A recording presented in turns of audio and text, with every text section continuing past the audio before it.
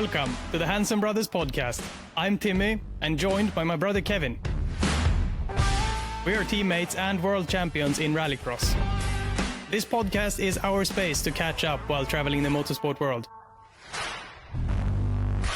Today we've got a very special guest with us. He has done more than most people could even dream of doing in motorsport. I'm talking Formula One, IndyCar, WEC, ALMS, ELMS, Super Touring Cars, Extreme E, Rallycross, but probably mostly known for being the Andretti team principal in Formula E and leading the team to the Season 9 World Champions. Welcome to the podcast, Roger Griffiths. Hey, thank you, and welcome to everybody else that's listening in. Very pleased to be here. What an intro. That was unbelievable. Yeah. I feel starstruck now. I had no idea it was that much stuff to you done, Roger. I was like, Timmy's boss. That's why I've got so much grey hair. Yeah. And it's not just working with Timmy that's caused that. But most of the grey hair is from me, I guess. Also, my boss, the team principal of Andretti Extreme E team throughout the 4 years so far that Extreme E has been running. Yeah, we had a lot of fun together. We had a fair bit of success and went upside down a few times, but hey, that's part of motor racing. If you don't bring that up now. I thought we had a good atmosphere going. I thought this was going to be... Do we need to have a little conversation, clean the air, have a open-hearted discussion on who should settle those bills? Or... Yeah. How much did it cost? How much have I cost you? Not as much as Katie. Okay. That's all I can say.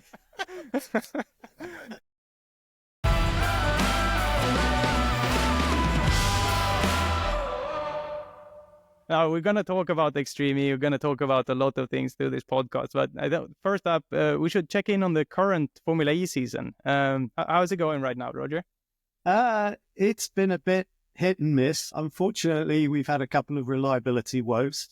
We had a powertrain issue in the opening round with Jake, and then we had a battery failure in Jeddah. So, that being said, I think we're sat in 9th place with Jake in the Drivers' Championship. Without those two issues, which were, nothing to do with our team, I think we'd probably be 3rd or 4th in the championship. We were running very competitively on both occasions when we had the failures, so quite disappointing there. But encouragingly, Jake has shown the pace that we had in Season 9. I think we missed it a little bit in Season 10, but he's come back strong this year or this season.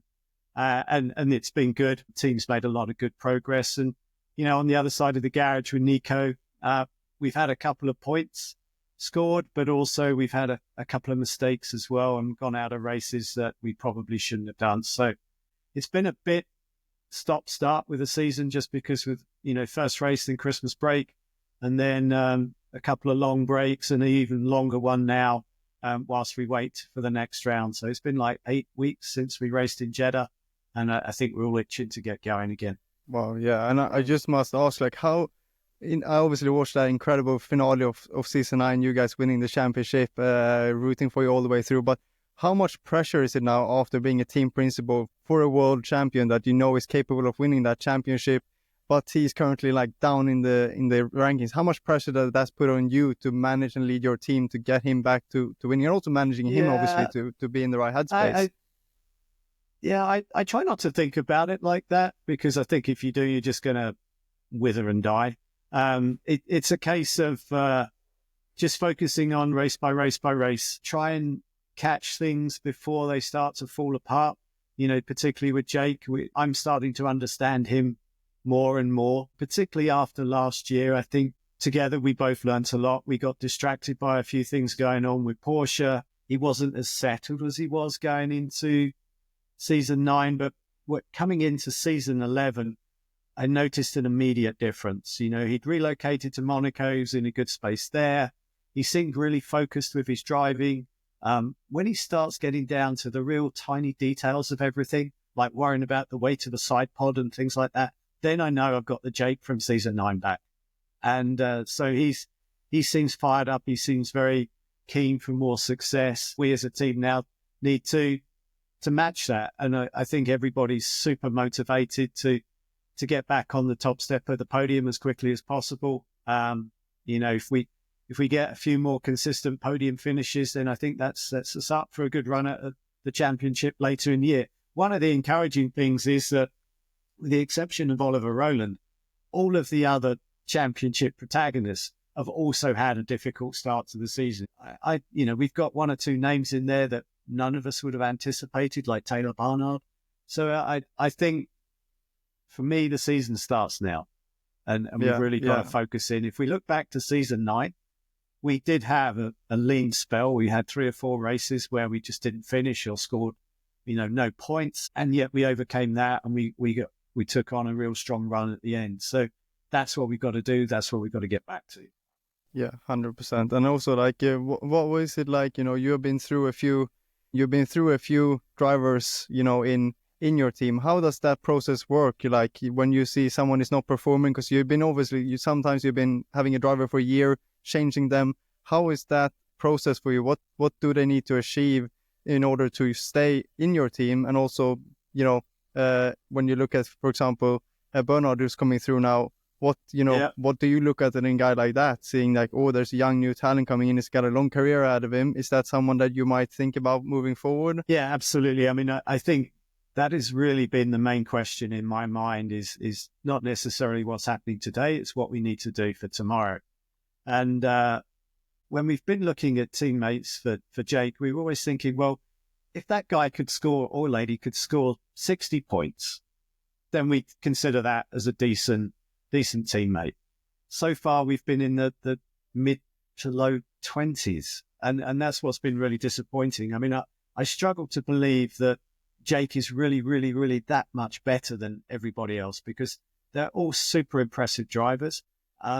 It's just like, I can't quite understand why they can't perform at Jake's level.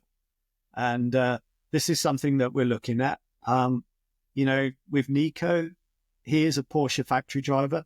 So we're a little bit in the hands of what Porsche wants to do with Nico as far as next season goes. So it's not 100% of our decision. I think they would listen to us if we said, absolutely, we want to keep him, or there's just no way we can work with him. That will factor into it. But we've also got to look at what is the long term for the team.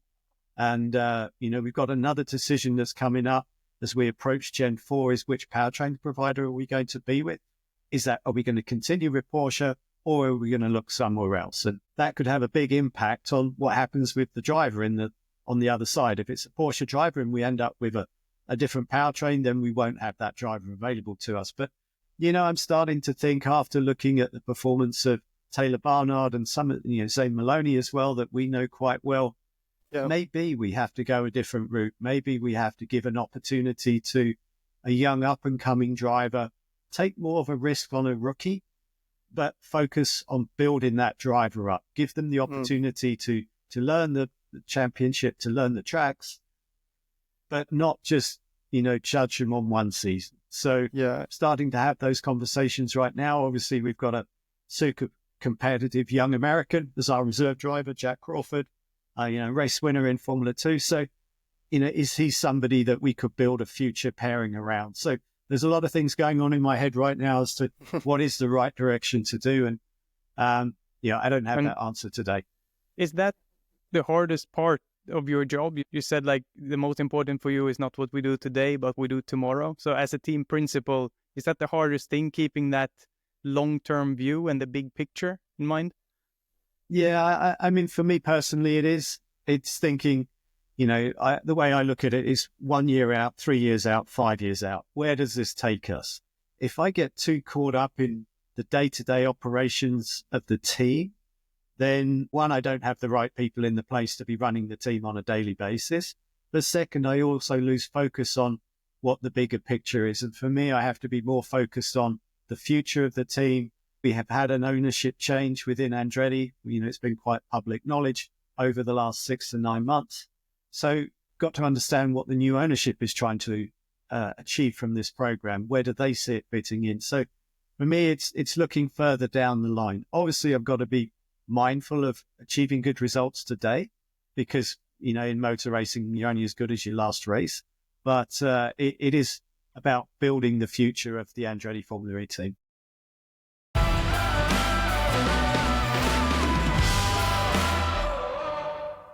I wanted to talk about this also more, like, how did you actually get into this position where we are today? Like, how first of all, how did you start your motorsport career, and how did you get here? Really for the first for me was that there was a guy that lived about 4 houses down, and he had a local car repair shop, but he kind of specialized in all the exotica in the area. So there was, and you have to remember, this is early 80s, because I'm a little bit older than you two. So there was a lot of cool cars hanging around, fast forwards, a lot of Jaguars. There was a few Ferraris, 1 or 2 things. So he used to look after those guys. And when I was 12 years old, I got a job working for him, just washing cars. And the very first car I washed was a Ferrari 308 GT4.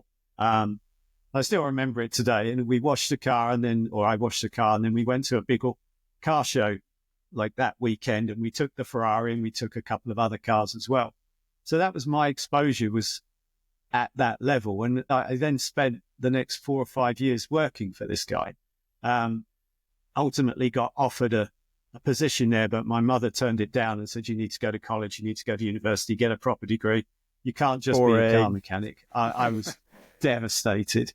But it worked out well. But I've always had that passion. And this guy used to take us to historic motor racing, things like that. And I managed talking my mother into taking me to Brands Hatch to go watch a bunch of old Aston Martins and Jaguars run round. And she used to enjoy it. And she also accompanied me to the Österreiching for the Formula One race in 1986. I got to see Prost and Senna and all those guys run. And, got through university, and then when I did my master's, I actually did it with Lola Cars, developing a lap time simulation program.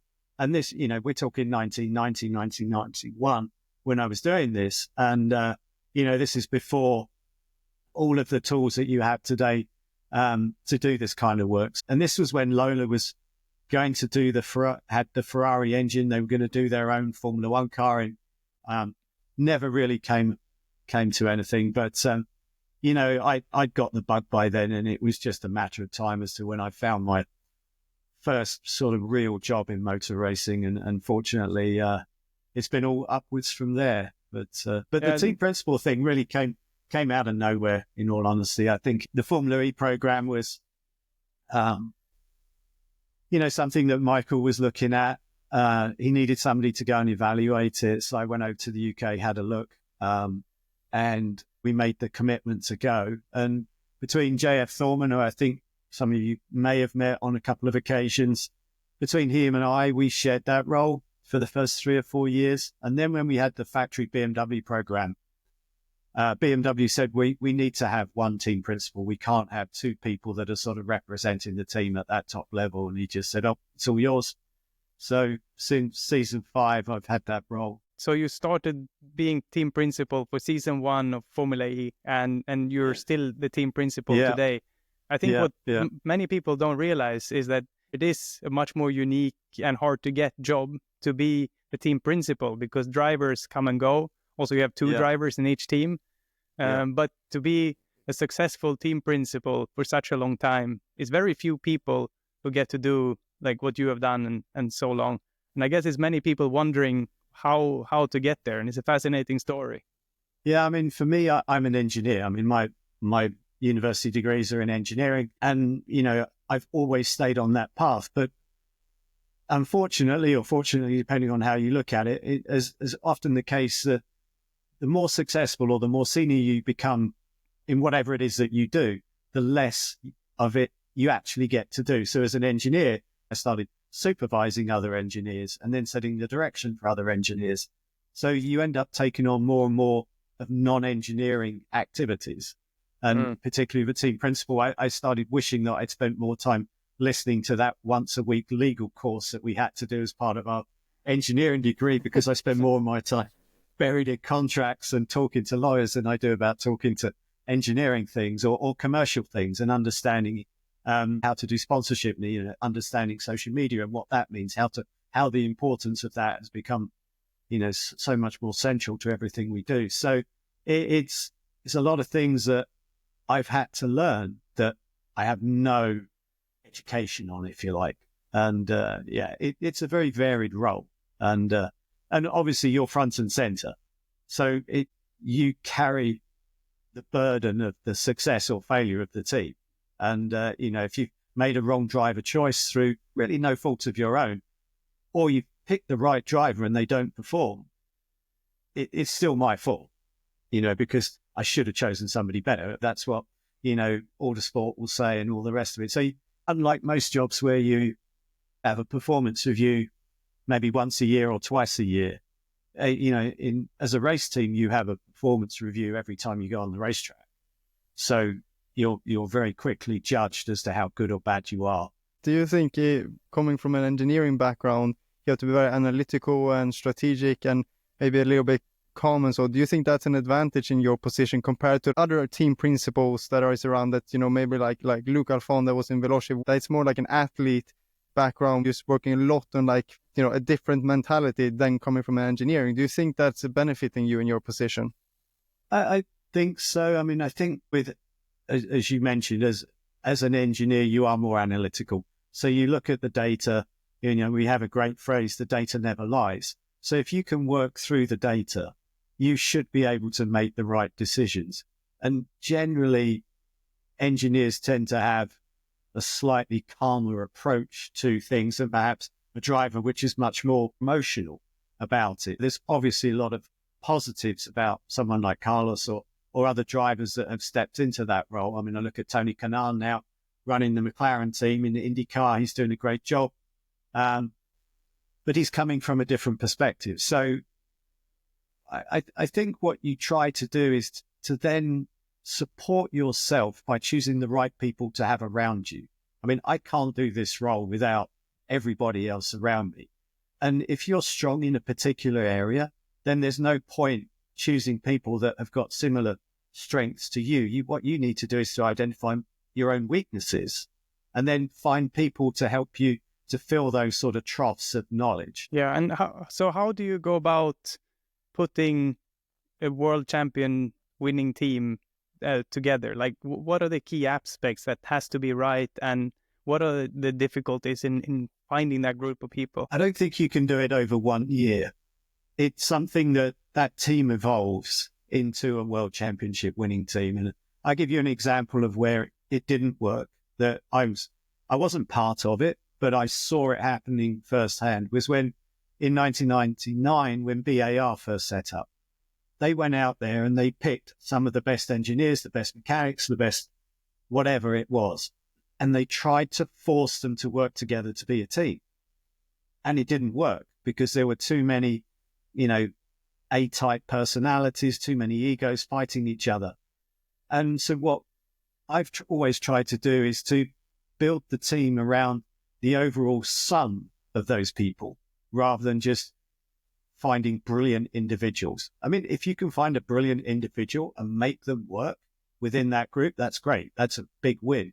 But, you have to treat it like a family, because we're together for many, many weeks of the year, traveling around the world.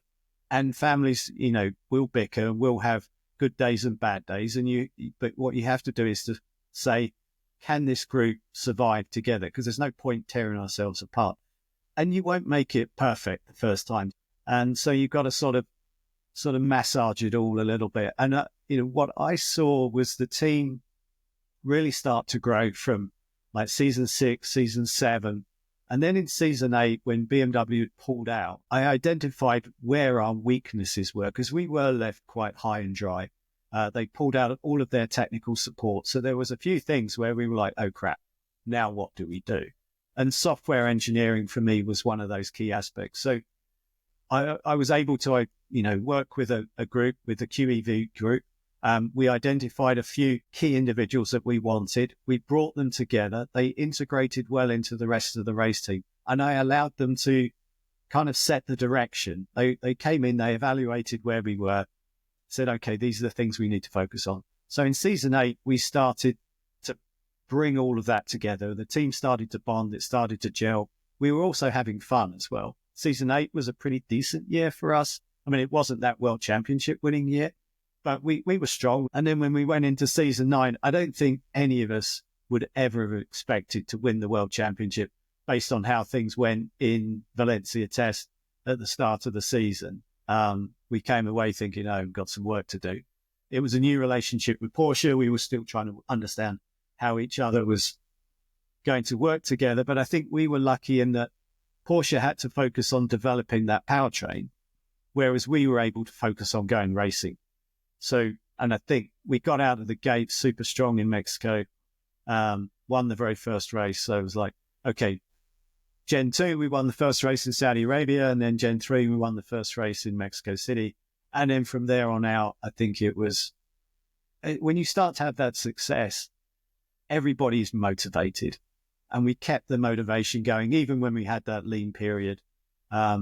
Everybody pushes each other pretty hard, but it's all done in a good, fun environment. So I think that's, for me, that's how we built the team. It was build the foundation and then just sort of build on top of that and just identify where we're weak, focus on those things. You know, if you say, oh, we're perfect, then you're going to miss things. So I think it was that step-by-step approach that we had. Yeah, and also like how Formula E, obviously, you got a big team, you got software engineers, you got a lot of mechanics, you got a lot of comms people because you don't have, you know, any limitations as such. If we speak about Extreme E, we got limits of 9 people coming to the race, and you have to operate this car in the middle of nowhere.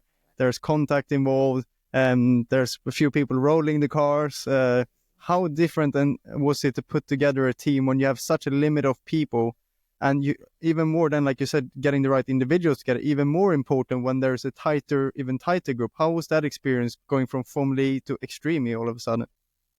I mean, honestly, I had so much fun doing Extreme E because of everything that you mentioned. But the fortunate thing about when we put the Extreme E team together was that we've been talking about it for a while, and 2 or 3 people within our Formula E team had come to me and said, if we have that opportunity to do Extreme E, can I do it? And then we got introduced to the United guys. We found a couple of, you know, really strong people from that.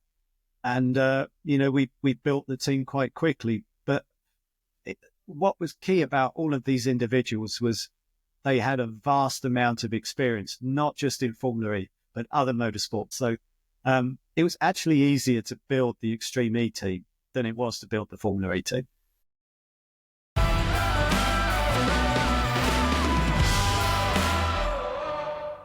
It was so funny in the beginning when, like, we were all thrown into the deep end. We had one test before going out to Saudi Arabia.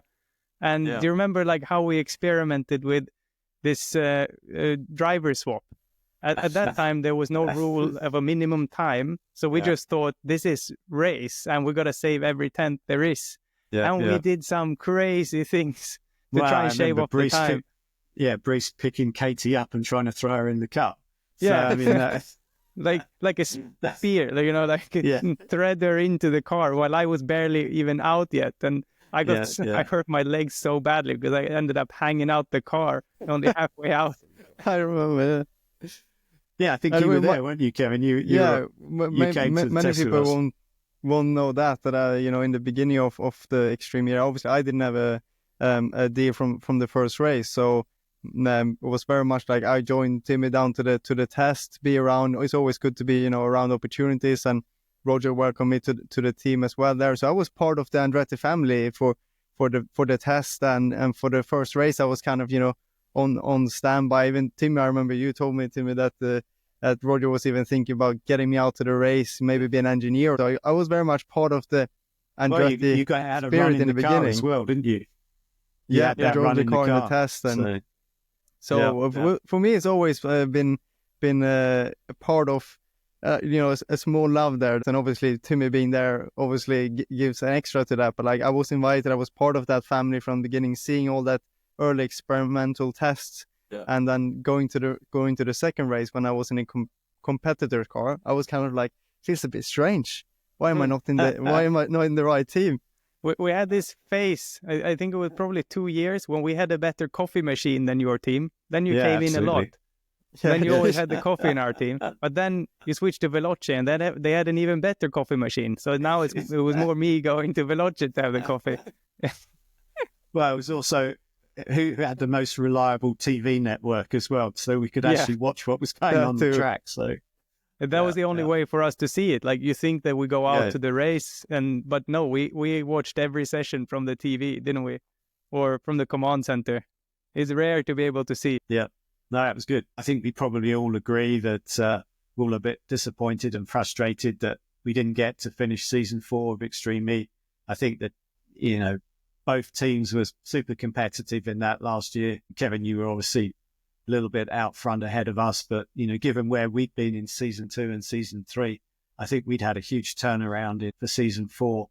And I think, had those 3 events run as they should have done, then I think it could have been quite a fun run towards the end of the championship, but not to be, unfortunately. No, and that's just like our case, isn't it? And where do you see then, like, obviously it's moving to Extreme H. What is the mindset of the Andretti group and yourself moving towards that? Something you're looking at, or is that something you think like that doesn't really fit our model of as a company? Well, certainly there was a lot of interest in transitioning to Extreme H. When Michael was involved, he was very much more a fan of hydrogen than electric. He felt that was the route forward for the future, not just for racing, but for road cars as well. And I can't disagree with him on that.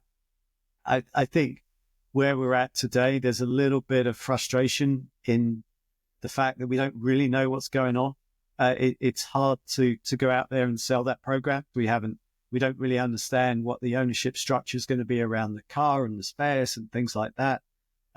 For us, it was, some key things that were super important. The legacy program was super important to us, and the whole sustainable credentials around the championship, massively important. The international aspect of it, so traveling to different parts of the world to race, was very, very important.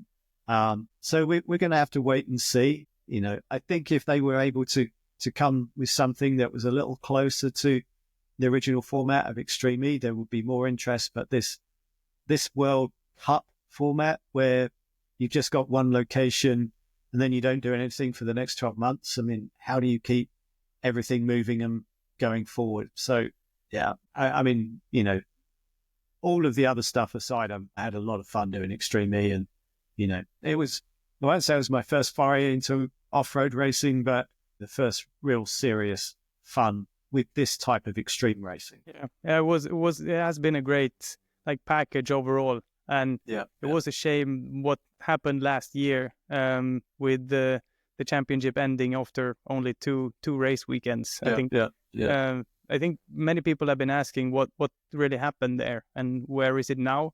Is it anything you can talk about here? Yeah, I mean, as far as I know, we were coming out of Scotland with every intent of being in Sardinia in a couple of months' time. I mean, we'd prep, I can speak to the Andretti side. I can't speak to anyone else. The car was prepped and ready to go. We already made hotel reservations to go to Sardinia. I'd held off on the flights because, the rumour mill was starting to build in the paddock around the Scotland event. I mean, at one stage, we weren't sure if we were going to Scotland. So we were starting to see some warning signs, but we were still confident. And really what happened from my perspective was I wasn't hearing anything about having a team manager meeting to go through the operational detail around Sardinia. So I was like, well, that's a bit odd. We should have had something by now to really just to confirm what the course layout was and what the schedule was going to be and all the normal stuff that you would anticipate going into a race event. And we were down to about 4 weeks prior to being in Sardinia. And out of curiosity, I went online, and knowing that the mode of transporting everything around the world was on the St. Helena, I typed in the St. Helena to see where her location was, and she was still in dock in the UK. I was like, oh, that's not good. And I started to look at how far it was, and then, being a geek, there's some calculators that you can work out to how long will it take? Engineer crawl back up. The engineer way. How long does it take for this? What's the cruising speed of this ship? How far is it by sea through Straits of Gibraltar and then out to Sardinia? And I was like, we got to leave pretty soon. So I got in touch. Oh yeah, it's still looking good. And I'm like, wow, that's super tight. Because it's not just a case of the boat showing up in Sardinia, it's a case of now you've got to move all the cars across the mountain. You've got to get all the freight across. You've got to build all the tents. You've got to put everything in place. I was like, whoa, this is getting super tight. And it was becoming apparent that I just couldn't see this happening on any way, shape or form. And then, I think in the offices in Hammersmith, they were hanging on and hanging on and hanging on, really past the drop dead date. And eventually they said, yeah, I'm sorry, it's not going to happen. And unfortunately, with Sardinia being 2 events in very close proximity to each other, that if one went, then the second one was going to go immediately. But we were actually more concerned about the Phoenix round than we were about Sardinia, because obviously Sardinia, a home race for you. Yeah, it was going to be a home race. We had a lot of plans. It was also, unfortunately, it was a clash with the Vegas Formula One race, but we already looked into helicopter plans to bring Michael from Vegas to Phoenix and maybe back to Vegas and things like that. Wow. So he could be at both places. And, with Bill Sandbrook, another one of our owners, he was super keen to be there. I think the Saudis were going to come to Phoenix as well, because some of them are actually based here in California. So we had some big plans, and we were more concerned about that. We thought with Sardinia, well, we've been there multiple times before. We know that track. It's not that far. And yeah, we were quite surprised when it fell that early. We could have seen maybe the last round being cancelled, but not the 3rd and 4th rounds as well. So yeah, it was unfortunate. I am hearing rumours that maybe they have to do one more Extreme E round from a contractual perspective. I've heard the same. It's all madness. I don't know how that's going to work, because there's all sorts of complexities. As you said, the car is livered up and serviced. It's ready to go. Tim is sitting here. He has a helmet behind him. I'm ready. I'll just pick this helmet up. I'm good to go. See, well, Katie's helmet's still in the freight in mine too. In Saudi. Can we talk about that? I can't imagine what the state of some of because the freight full of all of the cans of Coke and food and stuff that we thought will be fine, because we'll see it in 2 months' time. And I can't imagine what it's like right now. No, yeah. When the ship is sold, right, and it's in Saudi Arabia right now. So and then all of our team gear is there. Yeah, like tools, everything is there. Driver's helmet. Everything. Most devastating for me is that I just bought a new lunchbox. We had to bring our own, and it was brand new, a nice glass one from IKEA, and now that's gone. I'm waiting to see if the cup that Steve had that was supposed to, self-degrade is actually degraded in the freight now or not. I mean, it's about 2 years past due, but it's a little strange. I mean, I understand all the cars are in decent shape. When we were out in Jeddah, I didn't go and see them, but the Spark guys were there and they went to look at the cars. They're in a warehouse. I think it's dry, it's air conditioned, whatever. So I think the cars are in good shape. We have our freight in ART. We got all our pallet back and got it stored. So yeah. We got lucky, maybe. Championship leader, get their stuff delivered. I only found out that I thought our freight was still in the UK, and then discovered it had gone on the boat and it ended up in Saudi Arabia. So unfortunately. I have a funny story to tell about Extreme E now that we're on the topic, like to move a little bit. Did you know that me and Katie are not the only 2 individuals in the team who have driven on the track?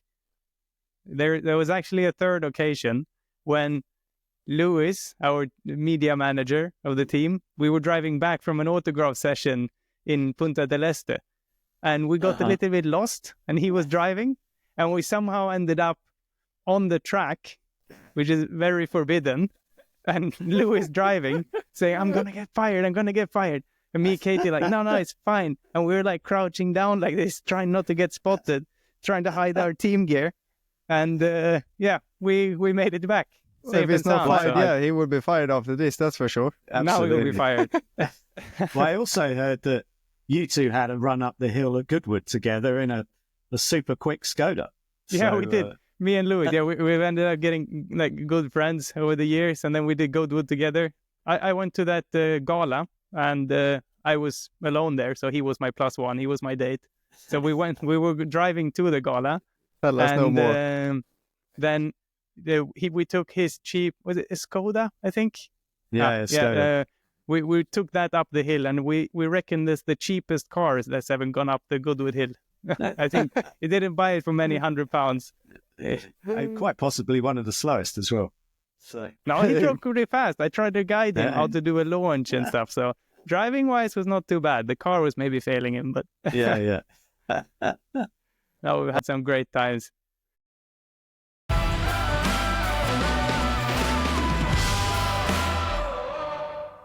And to end, like, what do you hope happens in the next couple of years? Like, say 3-5 years. Where do you hope to see yourself in this time? Me, I'd love to be still part of the Formula E program. I mean, I really enjoy it. I think I found my niche, my sort of fun part of motorsport. For me, it really is fun, and that's kind of key. You know, we're still trying to work out with the new ownership structure how we're going to be organizing things. Are we going to be a little bit more autonomous on the Formula E side, less reliant on Indianapolis? Obviously, the Formula One program is going to be kicking off very soon, so there's going to be a lot of focus on that. And it's great to be part of an organization that has got some legendary sports properties as part of it. You know, for those of you that don't know who TWG is, go out there, have a look at TWG Motorsport. You can see that there's the Cadillac Formula One program. There's obviously us, IndyCar racing, NASCAR with Spire Motorsport. We've got activities down under in Super Touring. But, you know, for non-motorsport stuff, when you're part of the same group that co-owns the Lakers, owns the Dodgers, co-owns Chelsea Football Club, I mean, that's pretty impressive portfolio of sports franchises that we're part of. And, you know, I'd like to see a little bit more collaboration between all of these properties. Maybe we could do something in London with Chelsea. That would be fun. If we ever get to having the race that we talked about in Los Angeles, then maybe something with the Lakers or the Dodgers or something like that. So I'd like to be part of growing that overall aspect of the business and really make the new ownership group proud of what they've bought into. So that's really my aspiration over the next 3 to 5 years. I mean, yes, can we win some more races along the way? That would be great. But I think there are some bigger wins to be had away from the racetrack. Well, that sounds very exciting. Looking forward to some good content. Absolutely. there. Yeah. Can't wait. And thank you so much for coming along, Roger. It's been awesome having you. A real pleasure, real honor. And we really hope you enjoy being on the Hansen Brothers podcast. Oh, yeah. No, it's been a lot of fun. And I've watched you guys sort of develop this over the last few months. And yeah, all credit to you. Very well done. Thank you. Yeah, thanks. Thank you very much. Thanks everyone for listening. Also, always our pleasure to have people tune in and keep sending you questions. And we release a new episode every Thursday. See you next week.